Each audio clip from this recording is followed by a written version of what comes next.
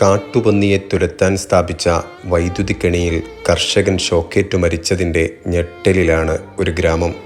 കൊല്ലം ജില്ലയിലെ ശാസ്താംകോട്ട പോരുവഴി ഗ്രാമപഞ്ചായത്ത് 8-ാം വാർഡ് അമ്പലത്തുംഭാഗം ചിറയിൽ വീട്ടിൽ സോമൻ എന്ന 53 വയസ്സുകാരനാണ് കാട്ടുപന്നിയെ തുരത്താൻ സ്ഥാപിച്ച വൈദ്യുതിക്കെണിയിൽ നിന്നും ഷോക്കേറ്റു മരിച്ചത്. ഭാര്യയുടെയും അമ്മയുടെയും ഏക അത്താണിയായ സോമൻ്റെ വിയോഗം ഒരു നാടിനെ ഒന്നാകെ കണ്ണീരിലാഴ്ത്തിയിരിക്കുകയാണ്.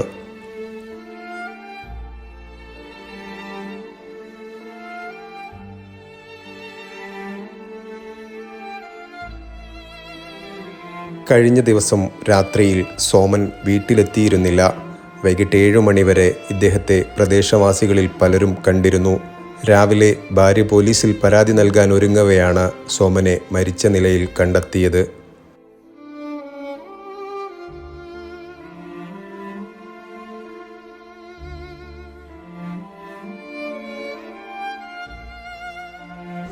ഇന്നലെ രാത്രിയിൽ വീട്ടിൽ നിന്ന് ഇറങ്ങിയതാണ്. ഇന്ന് രാവിലെ എത്തിയിട്ടില്ല എന്ന് വൈഫ് വിളിച്ച് പറഞ്ഞപ്പോഴാണ്. അപ്പോൾ നമ്മൾ അതുമായി ബന്ധപ്പെട്ട പ്രാഥമിക അന്വേഷണമൊക്കെ നടത്തി പോലീസിൽ കേസ് രജിസ്റ്റർ ചെയ്യാൻ വേണ്ടിയിരിക്കുന്ന സമയത്താണ് ഇവിടെ വയലിലേക്ക് എത്തിയ കർഷകനാണ് മീൻ മരിച്ചു കിടക്കുന്നതായിട്ട് കണ്ടത്.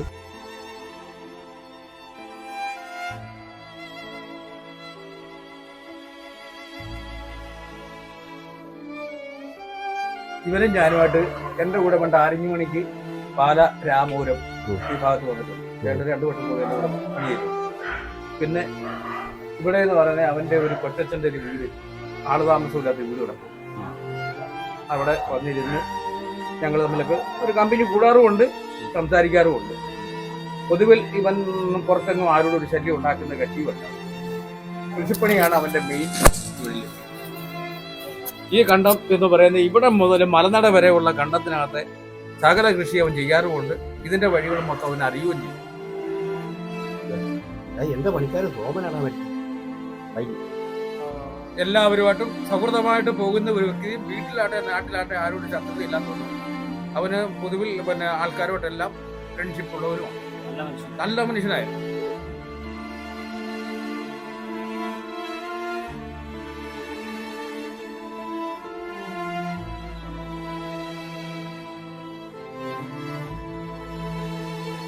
കാട്ടുപന്നി ശല്യം രൂക്ഷമായ ഏലയാണ് കണിയാങ്കുഴി.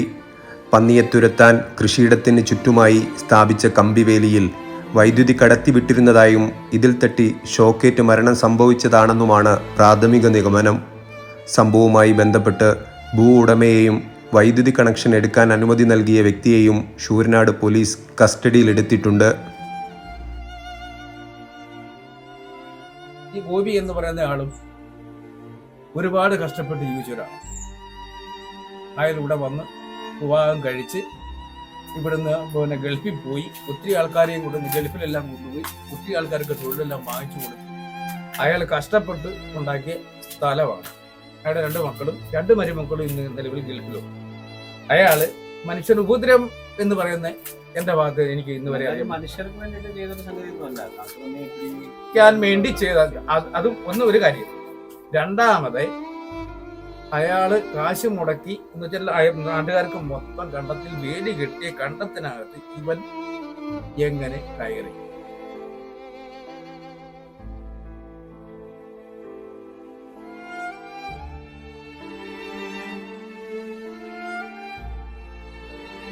കാട്ടുപന്നികളുടെ ശല്യം തടയാൻ ഒരുക്കിയ വൈദ്യുതിക്കെണി ഒരു മനുഷ്യജീവൻ എടുക്കുമെന്ന് പ്രദേശവാസികൾ ഒരിക്കൽ പോലും കരുതിയിരുന്നില്ല. കർഷകനായ സോമൻ്റെ അപ്രതീക്ഷിത വിയോഗത്തിൽ പകച്ചു നിൽക്കുകയാണ് പോരുവഴി ഗ്രാമം.